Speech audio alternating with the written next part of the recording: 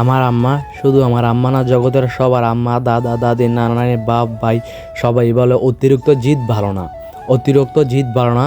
তো আমার অনেক জিদ, তো সব জায়গায় আমি জিদ দেখাই না, যেন দেখানোর নিয়ম ওইখানে দেখাই। তো আমি আমার আম্মার সাথে কিছুদিন আগে জিদ করিয়া আমাদের হ্যান্ড গ্যালুনির ভেঙে ফেলছি। তো অনেকে বলুন যে ভাই হ্যান্ড গ্যালুনি কি, তো যারা গ্রামে থাকেন তারা চিনবে, যারা বিশেষ করে ঢাকার শহর থাকেন বা বিদেশ থাকেন ওরা হয়তো নাও চিনতে পারেন, যারা বিদেশ থাকেন তারা চিনবেন, কারণ বিদেশে থাকার লোকগুলো তো আমাদের বাংলাদেশ থেকে বিদেশ গেছে। আর যারা আসলে পার্মানেন্টলি বিদেশ থাকে তারা তো ভিডিওগুলো দেখেই না, তাদের কাছে আমার ভিডিওগুলো যাই না। তো হ্যান্ড গ্যালুনি হচ্ছে যারা বাংলাদেশে ভাই তারা চিনবেন। আর হ্যান্ড গ্যালুনির সবাই একটা কমেন্টে আমার পিক দেওয়া যাবেন, ঠিক আছে, যে হ্যান্ডগুলো দেখতে কেমন হয়। তো আমি আমার ছোটো ভাইকে নিয়ে কাঠগুলো কাটতেছি, তো করার দেওয়া পোছাইতে আমার হাতগুলো ব্যথা হয়ে গেছে। কিছুক্ষণ পর থামি, তারপরও আমি থামি না, কারণ আমার ছোটো ভাইয়ের কিছুক্ষণ পরে স্কুলে যাবে। তো এর জন্য আমি কষ্ট করে হলেও কাঠগুলা সুন্দর করে কাটছি। তো 2টা কাঠ কাটা হয়ে গেছে, আরও 2টা কাঠ না, আরও 1টা কাঠ লাগবে। উপরে 2টা কাঠ, যে 3টা কাঠ বিছাবো, তো 3টা কাঠ কাটা হয়ে গেছে। আর 3টা পাল্লা তো আপনারা দেখছেন, আরও আগে কাটলাম। তো কাটাগুলা অনেক কষ্ট হয়ে গেছে, এখন কাটাকুটি শেষ।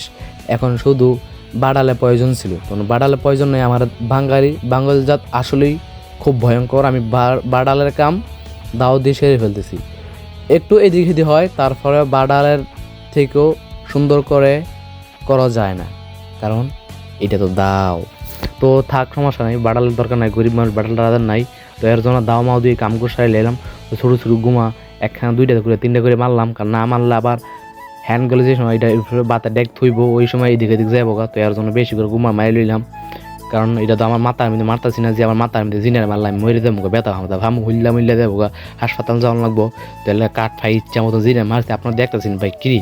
তুই ভিডিওতে স্পিড দেখ, তারপর তুই এতক্ষণ জিনের মারছ, তার ভাই বেড়ে না মারলে তো সমস্যা বাড়া, বুঝছি। আর বাদ না আনলে দেখ যদি জায়গা ফইরা ওই সময় আমার পিঠাইব, ফিসাতে দৌড়াইব।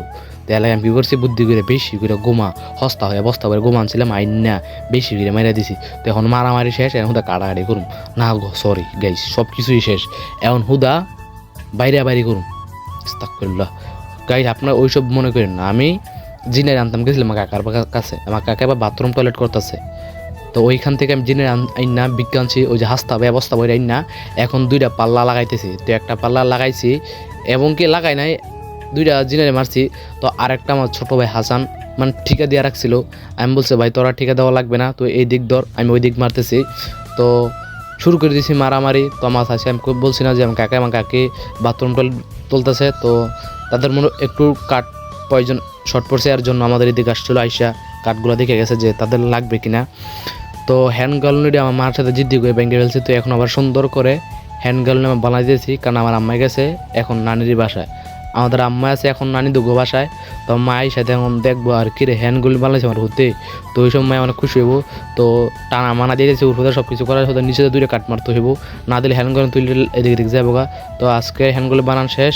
আজকে ভিডিওটা কেমন হয়েছে অবশ্যই কমেন্টে জানাবেন, আর বেশ করে হ্যান্ড গ্যালুনটা কেমন হয়েছে অবশ্যই কমেন্টে জানাবেন। আমি ভিডিও করি, আমার ভিডিওর পরিশ্রমগুলো বৃথা যায়, শুধু আপনারা সাপোর্ট করেন না। সবাই ভালো থাকবেন, সুস্থ থাকবেন, আল্লাহ হাফিজ।